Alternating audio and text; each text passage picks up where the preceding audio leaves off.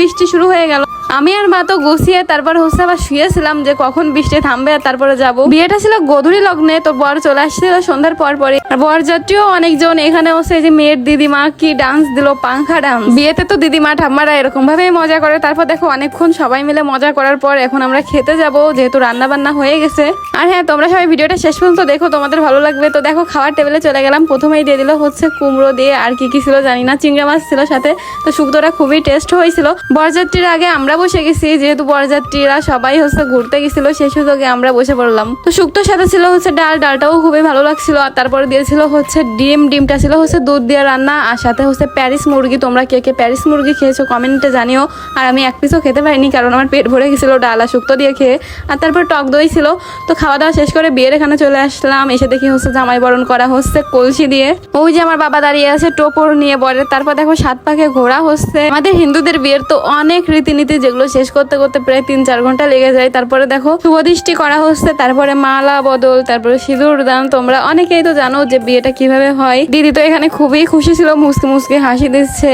শুরু হয়ে গেছে মালা বদল। আর লাস্টের দিকে আমাদের কি কান্না আসতেছিল, তোমাদের কিভাবে বোঝাবো, মানে বিদায়ের যে বেলাটা। আমার মনে হয় প্রত্যেকটা মেয়েরই বিদায়ের বেলাটা দেখলে খুবই কষ্ট হয়, নিজের কথা মনে পড়ে যায়। তারপরে দেখো সম্প্রদানের পালা এসে গেছে। 5টা ফল দিয়ে, তারপরে হচ্ছে পান দিয়ে গামছা দিয়ে বেঁধে দেয়। আর শালিতে হচ্ছে খুলতে হয়। তো এই যে শালি বসে গেছে, খুলবে, কিন্তু শালির একটাই দাবি, তার টাকা লাগবে। তো এখানে হচ্ছে 500 টাকা দিছিল, খুলবে না। 1000 টাকা দিছে, তাও খুলবে না। তার দাবি হচ্ছে 2000 টাকা লাগবে।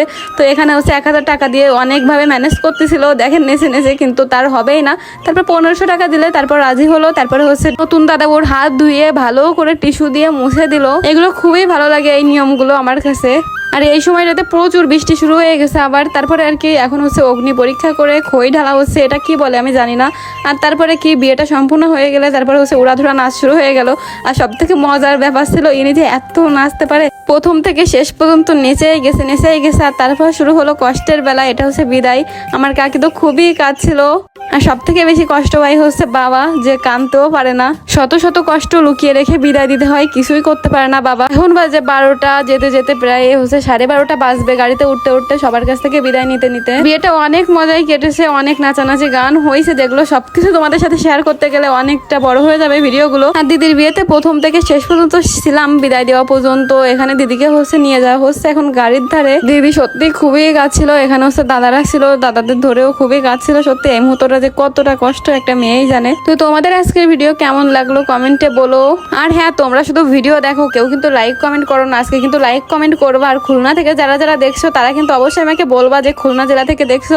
সবাই ভালো থেকো, সুস্থ থেকো, আমার জন্য আশীর্বাদ করো। টাটা।